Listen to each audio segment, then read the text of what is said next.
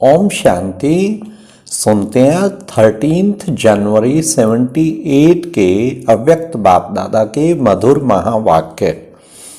आज की मुरली का टाइटल है इंतजार के पहले इंतजाम करो। आज की मुरली में बाबा ने कौन सी बात जानते हुए वर्णन करते हुए अनजान नहीं बनना, फिर प्यारे बाबा ने कौन सा सेकंड के खेल को नहीं भूलना जिसमें सभी कुछ भूल गया। तीसरा, कौन से कार्य में बिजी रहने से बड़ी बड़ी परीक्षाएं सहज पार कर जाते हैं। और चौथा, कौन सी 3 लाइनें लंबी हैं जिन्हें समाप्त करने में लग जाना है। तो सुनते हैं 13 जनवरी 78 की मुरली, इंतजार के पहले इंतजाम करो। आज बाप बच्चों को देख सदा हर्षित होते हैं। हर एक बच्चा वर्तमान समय में विश्व के सर्व आत्माओं में श्रेष्ठ है और भविष्य में भी विश्व द्वारा पूजनीय है। ऐसे सर्वश्रेष्ठ गायन और पूजन योग्य योगी तो आत्माएं, ज्ञानी तो आत्माएं, दिव्य गुणधारी, सदा विश्व के सेवाधारी, बाप दादा के सदा स्नेह और सहयोग में रहने वाले ऐसे बच्चों को देख बाप को कितनी खुशी होती है। नंबरवार होते हुए भी लास्ट नंबर का मणका भी विश्व के आगे महान है। ऐसे अपनी महानता को, अपनी महिमा को जानते हुए चलते रहते हो या चलते चलते अपने को साधारण समझ लेते हो। अलौकिक बाप द्वारा प्राप्त हुई अलौकिक जीवन, अलौकिक कर्म साधारण नहीं है।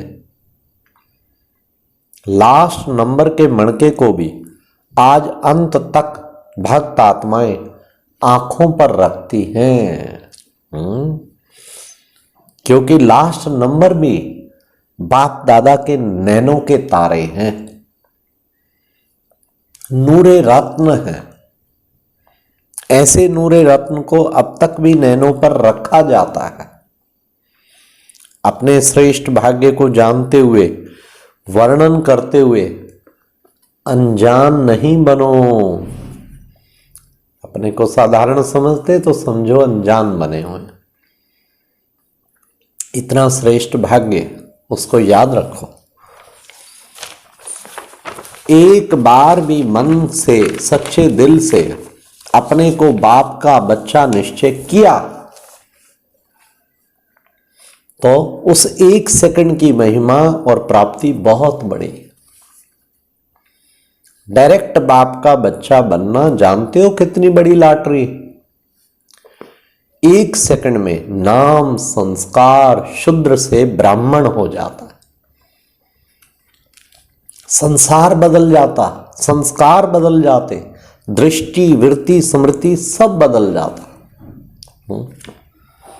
1 सेकंड के खेल में, 1 सेकंड, जिस सेकंड बाबा पे निश्चय हुआ ना, सब कुछ बदल गया। शूद्र से ब्राह्मण, संसार बदल गया, सब कुछ 1 सेकंड के खेल में। ऐसा श्रेष्ठ सेकंड भूल जाते हो क्या? दुनिया वाले अब तक नहीं भूले हैं। आप आत्माएं चक्कर लगाते बदल भी गई, लेकिन दुनिया वाले नहीं भूले। अभी आप सबका भाग्य वर्णन करते हुए इतने खुश होते हैं, समझते हैं भगवान ही मिल गया। जब दुनिया वाले नहीं भूले हैं, आप स्वयं अनुभवी मूर्त तो सर्व प्राप्ति करने वाली आत्माएं हो, फिर भूल क्यों जाते हो? भूलना चाहिए नहीं, लेकिन भूल जाते हो। इस नए वर्ष में बाप दादा को कौन सी नवीनता दिखाएंगे? जो समय दिया हुआ था उस प्रमाण तो सब संपूर्ण ही दिखाई देने चाहिए। जब लक्ष्य 77 का रखा तो लक्ष्य प्रमाण सर्व ब्राह्मण आत्माओं को अपना पुरुषार्थ संपन्न होना चाहिए। ये 78 की मुरली, उन दिनों में लहर चली थी 77 तक सब कुछ हो जाएगा। आप तो परिवर्तन के लिए तैयार हो ना। अब का जो समय मिला है वह ब्राह्मणों के स्वयं पुरुषार्थ के लिए नहीं, लेकिन हर संकल्प, हर बोल द्वारा दाता के बच्चे विश्व की आत्माओं के प्रति प्राप्त हुए खजानों को देने अर्थ है। बाप ने जिस कार्य के लिए समय और खजाना दिया है, अगर उसके बदले स्वयं प्रति समय और संपत्ति लगाते हो तो यह भी अमानत में खयानत होती है। यह विशेष वर्ष ब्राह्मण आत्माओं के प्रति महादानी वरदानी बनने का है। जैसे आप लोग प्रोग्राम बनाते हो ना कि इस मास में विशेष योग का प्रोग्राम होगा, दूसरे मास में विशेष सेवा का होगा, वैसे ड्रामा प्लान अनुसार ये एक्स्ट्रा समय महादानी बनने के लिए मिला हुआ है। समझा? ये एक्स्ट्रा क्यों मिला टाइम? नहीं तो कब से काम हो जाना था। अब तक पुरानी भाषा, पुरानी बातें, पुरानी रीति रस्म, ये अच्छी रीति सब जानते हो। इस वर्ष का समय इसके लिए नहीं है। जैसे बाप के आगे स्वयं को समर्पण किया, वैसे अब अपना समय और सर्व प्राप्तियां, ज्ञान, गुण, शक्तियां, विश्व की सेवा, अर्थ समर्पण। तो संकल्प उठता है तो चेक करो कि जो संकल्प उठता है चेक करो ये विश्व सेवा के प्रति है। ऐसे सेवा प्रति अर्पण होने से स्वयं संपन्न सहज हो जाएंगे। जैसे जब कोई सेवा का विशेष प्रोग्राम बनाते हो, विशेष कार्य में बिजी होने के कारण स्वयं के आराम या स्वयं के प्रति सल्वेशन देने वाली बातें या चलते चलते अन्य आत्माओं द्वारा आई हुई छोटी छोटी परीक्षाओं को अटेंशन नहीं देते, अवॉइड करते हो, क्योंकि सदा कार्य सामने रखते हो और बिजी रहते हो, स्वयं प्रति समय न लगाकर सेवा में विशेष लगाते हो। ऐसे इस नए वर्ष में हर सेकंड और संकल्प को सेवा प्रति समझने से, इस कार्य में बिजी रहने से परीक्षाओं को पास ऐसे करेंगे जैसे कुछ है ही नहीं। संकल्प में भी नहीं आएगा कि यह बात क्या थी और क्या हुआ।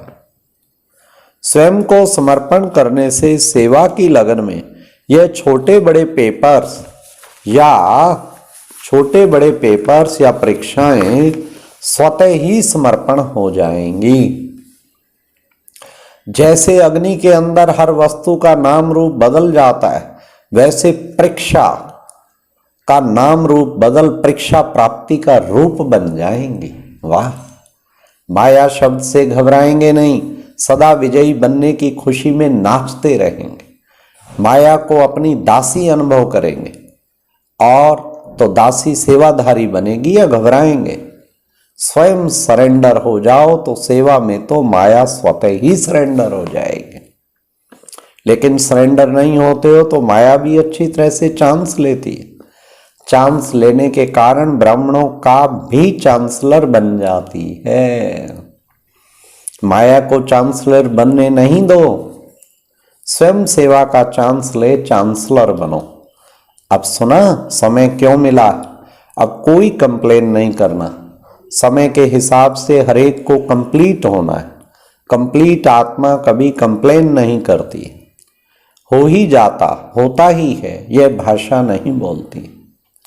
नया वर्ष, नई भाषा, नया अनुभव। पुरानी चीज संभालना अच्छा लगता है, लेकिन यूज करना अच्छा नहीं होता। तो आप यूज क्यों करते? 5000 वर्ष के लिए संभाल कर रख दो, पुराने से प्रीत नहीं रखो। अब सुनिए, 3 लाइनें बाबा ने बताई है। सदैव भक्त आत्माओं, भिखारी आत्माओं और प्यासी आत्माओं के सामने अपने को साक्षात बाप और साक्षात्कार मूर्त समझकर चलो। तीनों ही लाइनें लंबी हैं। इस क्यू को समाप्त करने में लग जाओ। प्यासी आत्माओं की प्यास प्रैक्टिकल दिखाई देगी।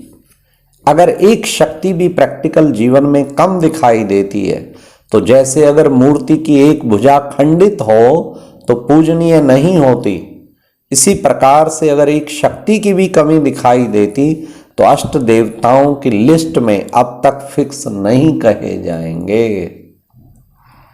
दूसरी बात, अष्ट देवताएं भक्तों के लिए विशेष इष्ट माने जाते हैं।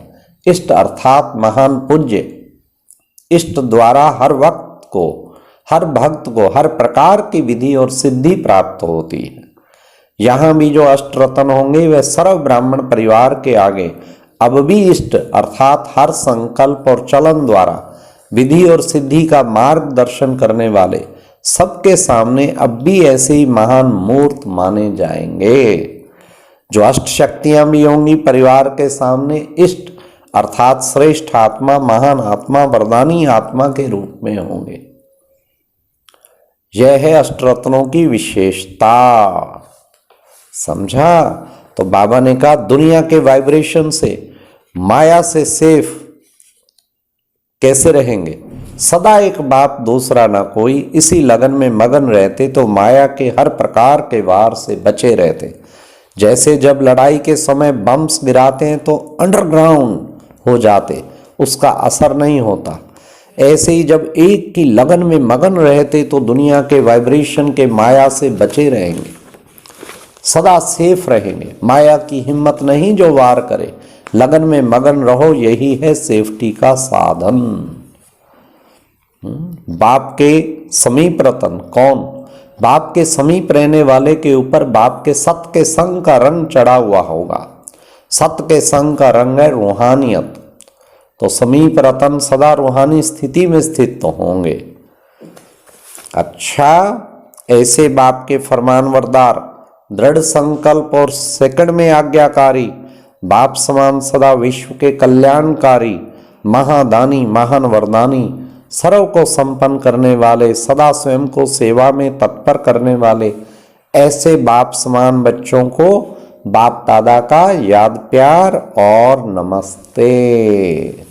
अच्छा, आज की मुरली से बड़ा ध्यान रखना है, उस सेकंड को नहीं भूलना जिसमें हम बाबा के बन गए थे, और हर वक्त बाबा की बेहद सेवा में बिजी रहना है तो बड़ी बड़ी परीक्षाएं पास कर जाएंगे। अच्छा, ओम शांति। और अब यह एक बहुत अच्छी वीडियो भी जरूर देखें।